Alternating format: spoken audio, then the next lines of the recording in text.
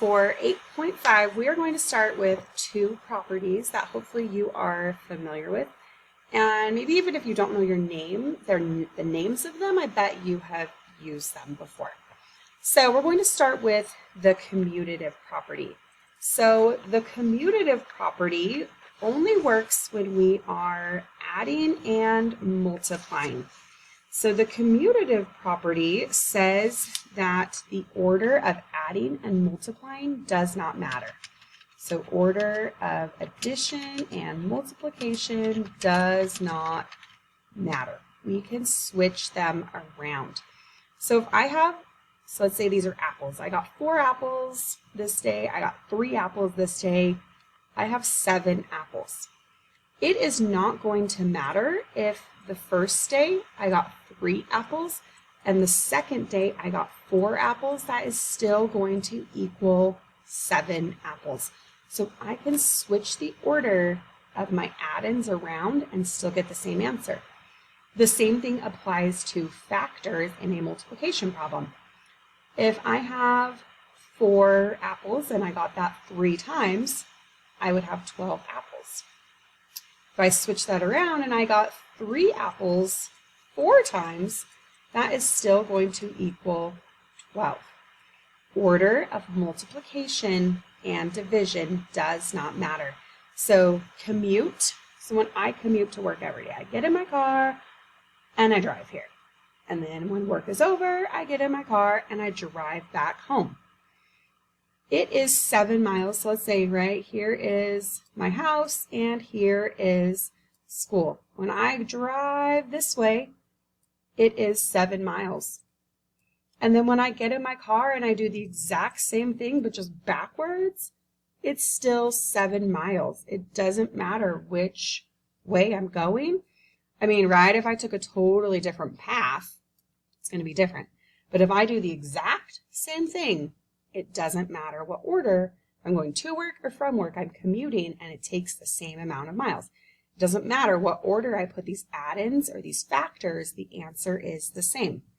So this only works on addition and multiplication, right? If I have a subtraction problem and I do 7 minus 3, 7 apples take away 3, that's 4.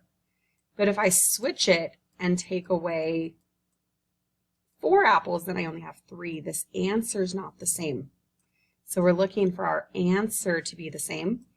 So yes, it's a fact family, but it's not the same. Same thing for division. If I do 8 divided by 2, that equals 4. I can flip it around and say 8 divided by 4, then that equals 2. My answers are not the same. So this only works when we are adding. And when we are multiplying, we can switch the order of things around and get the same answer. So the other property we are going to look at today is the associative property. So the associative property says that when you are adding or multiplying, so when adding or multiplying, you can change the way they are grouped together. So grouping does not matter. So for this example, I could say that I had 4 apples to start. Then I added 3. Then I added 5. I would have 12. I could move these parentheses around and I could say that I gathered 3 and 5 apples. And I added them on to the 4 I already have. So this is saying I started with 4, then I got 3. Then I got 5, now I have 12. This is saying I started with 4 and I added on 8 total. 4 plus 8 is 12. So it doesn't matter if I do these ones first and then this one, right? Because I can switch them around when I'm just adding and I get the same thing. The same thing happens when I multiply. So let's say I had 4, do something besides apples, 4 pies. That's better, 4 pies. And then somebody brought me 3 times that amount. Oh, now I have a lot of pies. And then somebody doubled that amount. Now I have 24. 4 times 3 is 12, times 2 is 24. Now I have 24 pies. I'd rather have 24 pies than 24 apples. Okay, I can flip that around and I can say that I started with 4 pies. And then somebody brought me 3 times that many, and somebody brought me 2 times that many. So I really have 6 times as many pies as I started with. 6, 2 times 3 is 6, times 4 is still 24.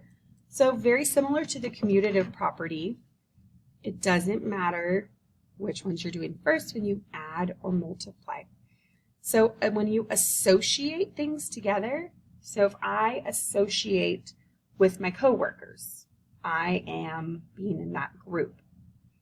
And if you go out to recess and you associate with these kids and you hang out with them, right, you're grouping together. So when you associate, you're a group. Okay, if there's people that I have never met before, I'm not associating with them. I don't know them, so I'm not grouping together with them. But this group really doesn't matter. I can be friends with this one, I can be friends with this one. We can all be friends and get the same answer. So again, this only works when you are adding and subtracting. Adding and multiplying. Sorry, I was thinking ahead to a subtraction problem I'm going to show you.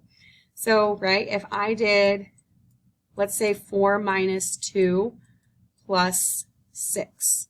If I associate these first, 4 minus 2 is 2, plus 6 is 8. So let's try associating that a different way. 4 minus 2 plus 6. So now let's associate the 2 and 6. So now this says 4 minus 8 is negative 4. These are not the same. So this only works if you have all adding or all multiplying. So all adding, all multiplying. If you throw in other operations, then that does not work and you just have to follow order of operations. But when it's just all adding or all multiplying, you're going to get the same answer, so you can move things around to make them easier. So if I had the problem 4 plus 7 plus 6 plus 2 plus 1, I'm going to start looking for things I know. Oh, I can do 4 and 6 makes 10. And 7 and 2 and 1, there's 3, and another 7 is another group of 10. So altogether this is 20. So I can associate things that are easy, compatible together, and I'm going to get that same answer as long as I use all of them.